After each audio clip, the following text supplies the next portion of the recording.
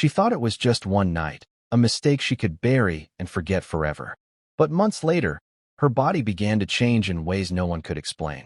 And when the doctors finally looked at the screen, the entire room went silent. Because what they found wasn't just one baby. It wasn't two, it was four. And the man responsible? He had no idea they even existed. But what happened next would connect two completely different worlds in a way no one could have prepared for. Before we dive deeper, let us know in the comments where you're watching from. We'd love to hear from you. And don't forget to hit that subscribe button so you never miss any of our upcoming videos. Her name was Emily Dawson, a 19-year-old from a quiet town in Ohio, where life moved slowly and dreams often felt too big for the place she called home. She wasn't reckless, and she wasn't careless. She was the kind of young woman people trusted, the kind who carried responsibility far beyond her years. After her father passed, everything changed. Bills piled up, her mother's health began to decline, and the weight of holding everything together fell squarely on Emily's shoulders. Every day became a calculation, every dollar stretched, every decision tied to survival. She took whatever work she could find.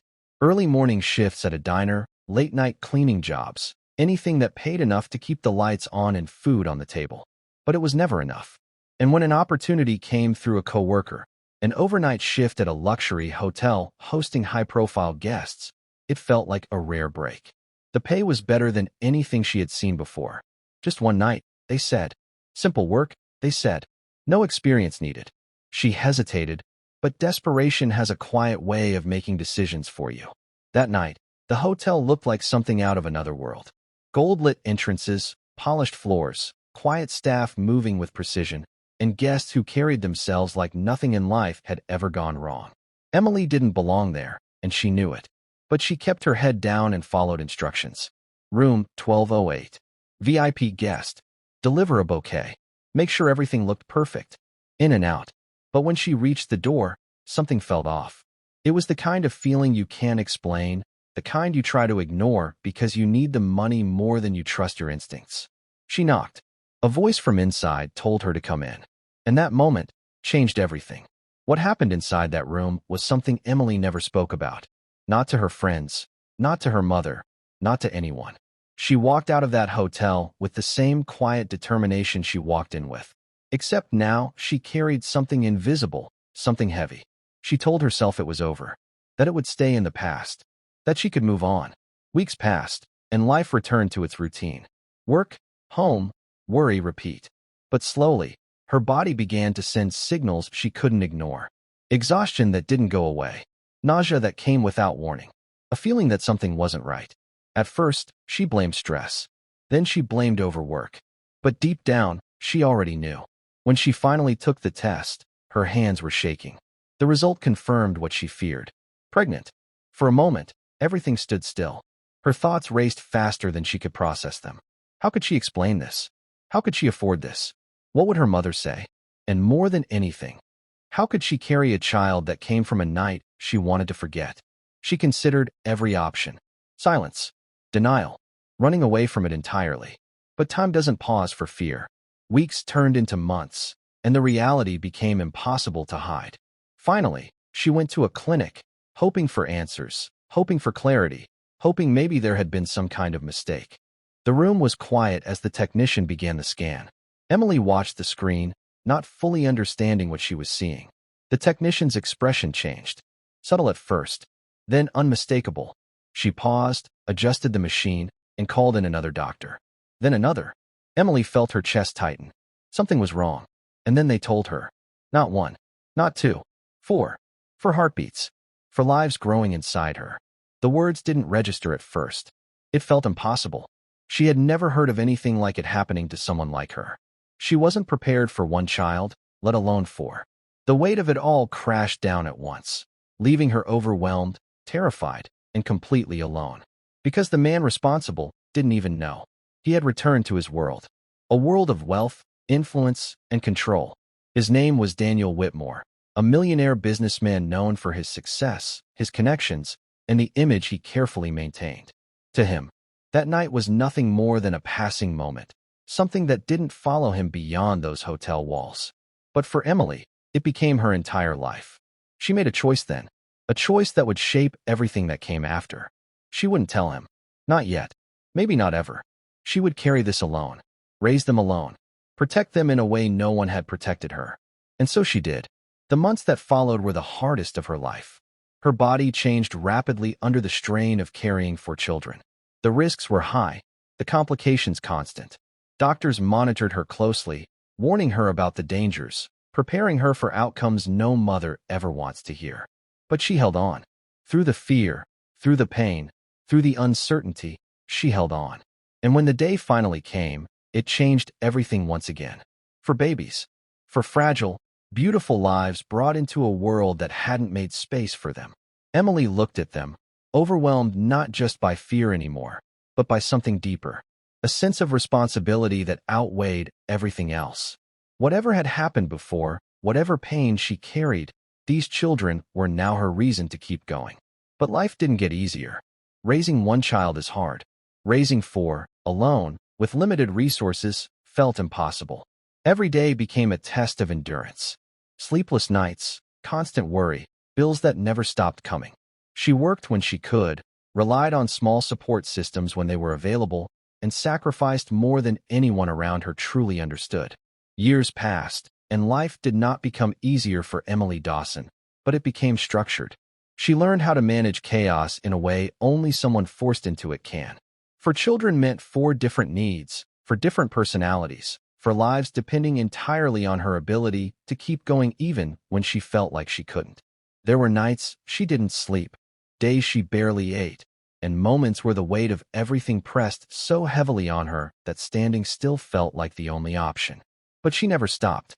She raised them alone, not because she wanted to prove anything to anyone, but because there was no one else. She became everything they needed. A provider, a protector, a guide.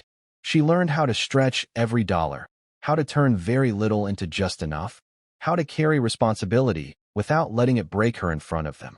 To the outside world, it looked like survival. To her children, it looked like strength. They grew up in a home filled with effort more than comfort. They didn't have everything, but they had her. And for a long time, that was enough. They laughed, they played, they asked questions, and slowly, as the years went on, those questions began to shift. They wanted to know about their father. At first, Emily Dawson gave simple answers. Careful ones. The kind that satisfied curiosity without revealing too much. But children grow, and so does their understanding. The questions became more direct, more persistent, harder to avoid. She knew that one day, the truth would have to surface. She just didn't expect it to happen the way it did.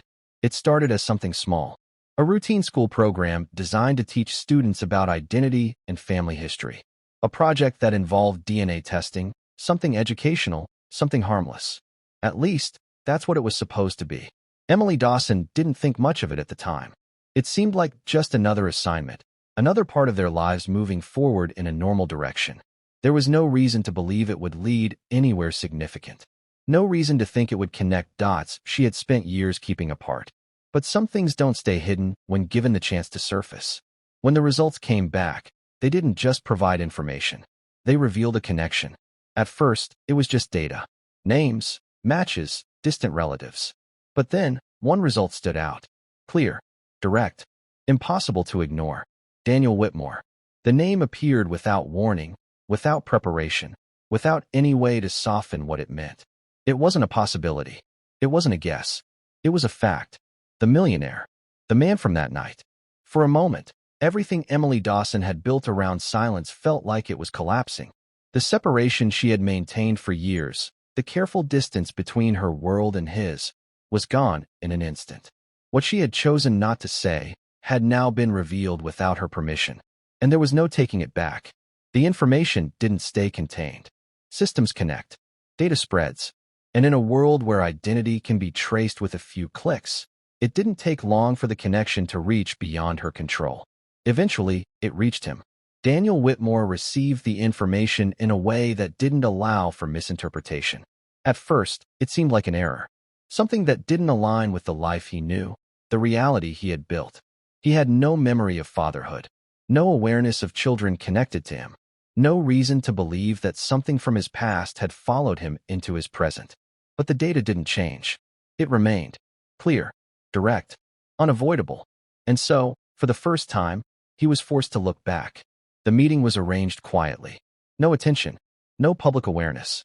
Just a moment set aside for something neither of them could ignore anymore. Emily Dawson walked into that space carrying years of silence with her. She wasn't the same person she had been at 19. Life had changed her, strengthened her, shaped her into someone who had endured more than most people ever would. But this moment, it brought everything back. Daniel Whitmore was already there. Composed, controlled, but not untouched. When Emily Dawson entered, there was a pause. Not long, but enough to acknowledge that this was no ordinary meeting. Words weren't immediate. They couldn't be, because what stood between them wasn't just history. It was truth. And then he saw them. 4 children, standing there, unaware of the full weight of the moment, but connected to it in every possible way. All his. Daniel Whitmore didn't speak. He couldn't. For a man who had built his life on control, on certainty, on understanding the outcomes of every decision he made, this was something entirely different. This was something that existed beyond planning, beyond influence, beyond anything he could manage the way he was used to. In that moment, everything shifted. Not visibly, not dramatically, but internally. The structure he had built his identity around, the belief that his world operated within boundaries he understood, began to crack. Because standing in front of him was proof that there were consequences he had never accounted for. Proof that something he had left behind had never truly left him.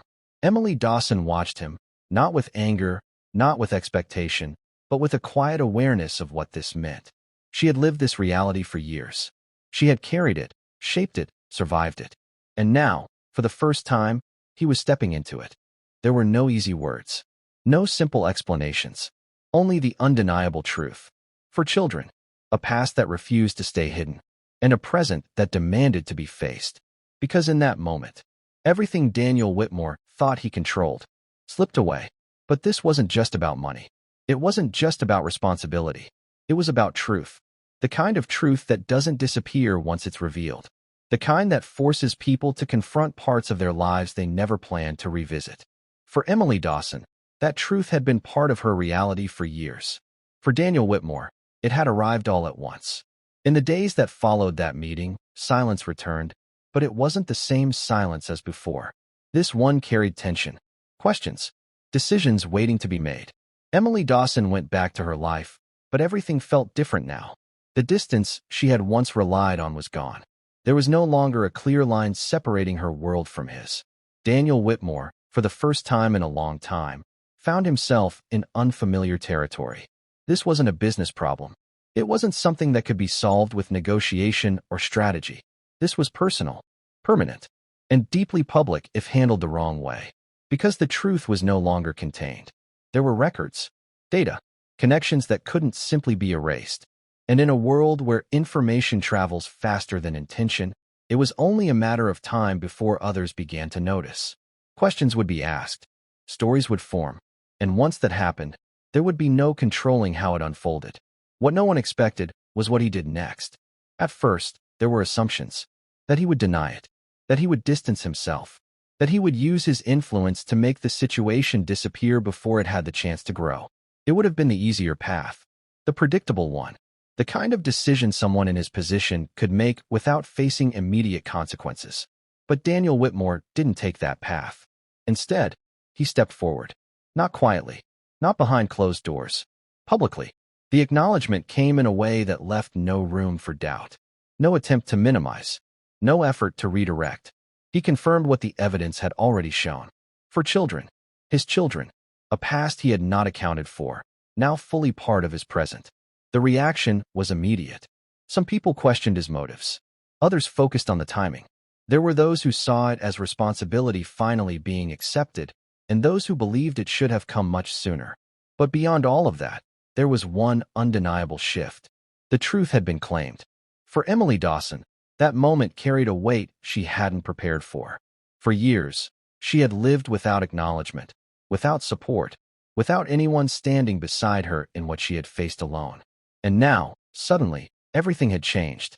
Not the past, not what she had gone through, but what came next. Her children were no longer connected to a secret. They were connected to a reality the world could see. And for them, that mattered.